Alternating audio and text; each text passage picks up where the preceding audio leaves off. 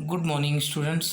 मैं doctor Rajeev Dwivedi, modern college of education Lucknow से आप सभी डीएलएड सेकंड सेमेस्टर के प्रशिक्षुओं का अपनी इस ऑनलाइन कक्षा में पुनः स्वागत करता हूं। छात्रों, आज हम जिस टॉपिक पर चर्चा करने के लिए इस ऑनलाइन कक्षा के माध्यम से एक दूसरे के सम्मुख हुए हैं वह है संपूर्ण साक्षरता अभियान। संपूर्ण साक्षरता अभियान क्या है, इसकी शुरुआत कैसे हुई, इसका लक्ष्य क्या था, इन सब बातों के संबंध में आज हम इस प्रकरण के अंतर्गत चर्चा करेंगे।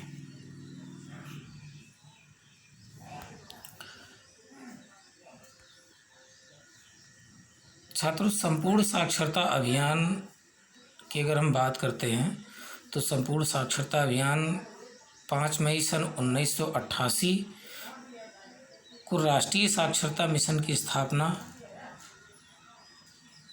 जो कि एक सामाजिक तथा प्रौद्योगिकी के रूप में राष्ट्र स्तर पर इस मिशन की स्थापना की गई थी।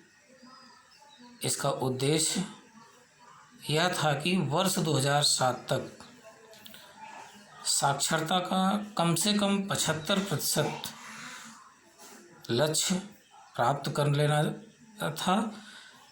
इस मिशन में वर्ष 1995 तक 8 करोड़ जो निरक्षर थे, 8 करोड़ निरक्षर प्रौढ़ थे, उन प्रौढ़ों को कार्यात्मक साक्षरता प्रदान करने का लक्ष्य निर्धारित किया गया। कार्यात्मक साक्षरता कहने का तात्पर्य है कि अपने रोज़मर्रा के काम धंधे या दैनिक जीवन के कार्य, जिस भी कार्य में संलग्न है, उन कामों को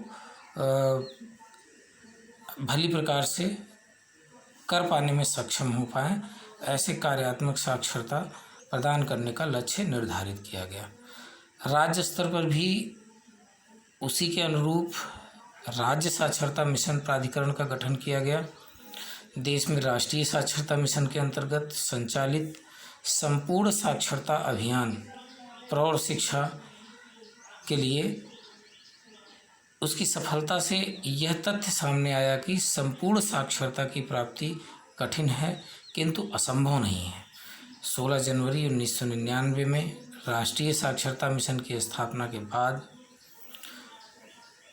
सर्वप्रथम केरल राज्य में संपूर्ण साक्षरता अभियान की घोषणा की गई। यानी केरल वह पहला राज्य था जो इस योजना के तहत संपूर्ण साक्षरता वाला राज्य बनने का गौरव हासिल कर पाया। इसके अतिरिक्त संपूर्ण साक्षरता की कुछ विशेषताएं थी। जैसे नंबर 1, इस अभियान की सफलता पूर्णतः जनता की अभिप्रेरणा एवं सामुदायिक सहयोग पर आधारित था। नंबर 2, यह परियोजना विशिष्ट क्षेत्रों में समयबद्ध एवं स्वैच्छिक संस्थाओं, व्यक्तियों के आपसी सहयोग से संपन्न हुई। इसके अतिरिक्त संपूर्ण साक्षरता अभियान को संचालित करने के लिए जिला स्तर पर जो पंजीकृत समितियां थीं, उन समितियों को अनुमति प्रदान की गई।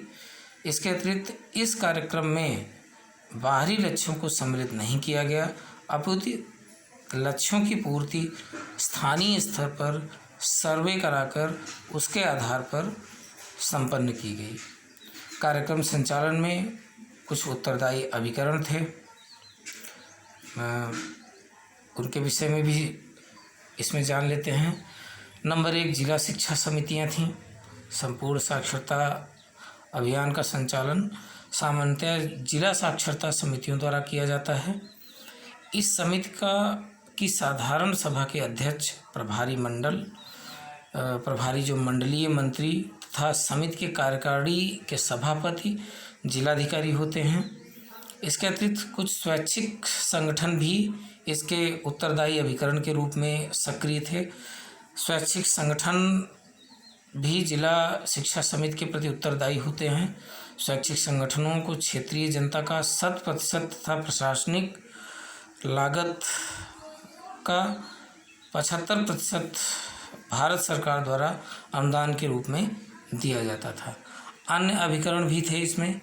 अन्य अभिकरणों में संपूर्ण साक्षरता अभियान के संचालन में जैसे विश्वविद्यालय अनुदान आयोग यानी यूजीसी, इसके अलावा श्रमिक विद्यापीठ एवं नेहरू युवा केंद्र संगठन आदि भी सक्रिय भूमिका इस योजना को साकार बनाने में अपनी सक्रिय भूमिका, महत्वपूर्ण भूमिका निभा रहे थे। इसके अतिरिक्त राष्ट्रीय साक्षरता मिशन की उपलब्धियों के संबंध में भी चर्चा कर लेते हैं।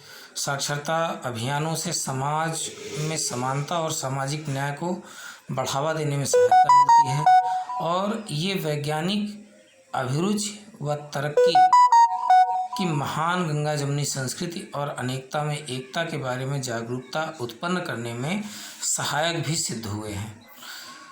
वर्ष 2001 में साक्षरता दर 65.38% दर्ज की गई थी, जबकि 91 में 52.21% थी।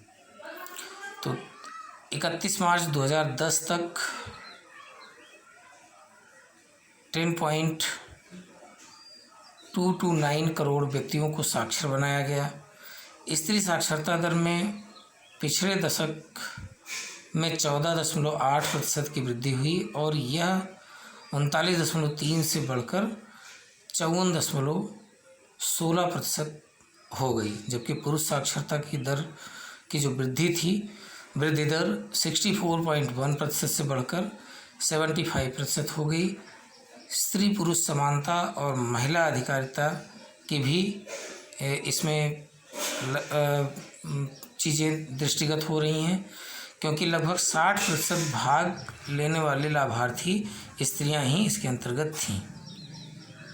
तो छात्रों, आज हम लोगों ने राष्ट्रीय साक्षरता अभियान